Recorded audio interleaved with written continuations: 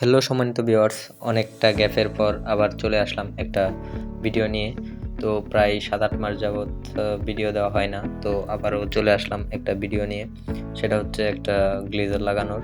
তো প্রথমেই আপনারা চেক করে নেবেন যে গ্লেজারের যে লাইনগুলো আছে সবগুলা ঠিক আছে কিনা, গ্লেজারের যে লাইনগুলো করা আছে ওইগুলা কি প্লাম্বাররা ঠিক মতো করছে কিনা। তো এগুলা চেকের পরেই আপনারা কাজটা শুরু করবেন। তো কাজটা আমি শুরু করতেছি, আপনারা দেখতে থাকুন যে আমি কাজটা কিভাবে করলাম। প্রথমে আমি পানির লাইনগুলো চেক করে নিলাম যে লাইনগুলো কি ঠিক আছে কিনা।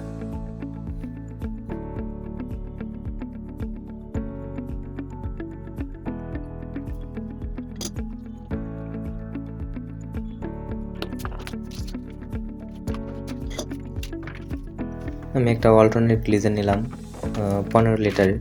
তো এইখানে যেই পাইপটা হচ্ছে সবুজ কালার সেটা দিয়ে ইন হবে এবং যেই পাইপটা লাল সেটা দিয়ে আউট হবে। এরপরে এখানে রেগুলেটর আছে যেটা দিয়ে হিট কমানো বাড়ানো যায়। এরপরে থ্রেড টেপ পেঁচিয়ে আপনারা পানির লাইনের যে পাইপগুলো আছে সেগুলা সংযোগ করবেন।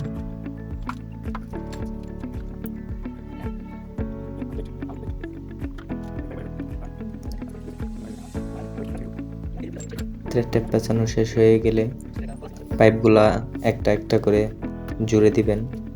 আউটলাইন এবং ইনলাইন অবশ্যই মার্ক করে নেবেন।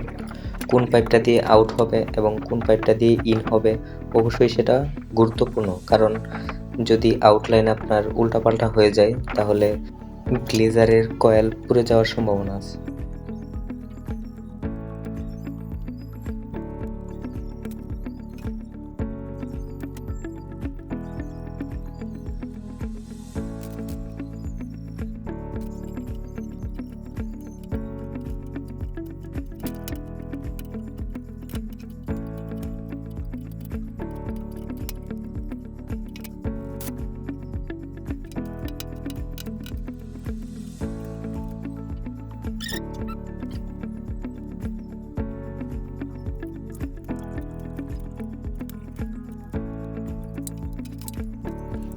যেহেতু গ্লেজারের লাইন করা নেই বা সকেট নেই, সেহেতু আমি কেটে জুড়ে দেওয়ার চেষ্টা করেছি।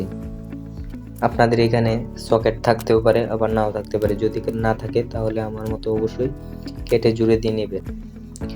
আর অবশ্যই গ্লেজারে লাইন দেওয়ার আগে এম্পিয়ার মিটার লাগিয়ে এরপর লাইন দেওয়ার চেষ্টা করবেন, যেন এম্পিয়ারটা কত এম্পিয়ার নিতেছে সেটা যেন শো করে এবং আপনি বুঝতে পারেন যে গ্লেজার ঠিক আছে কিনা। আমার মিটারে দেখতে পাচ্ছেন যে 7.92 এম্পিয়ার শো করতেছে।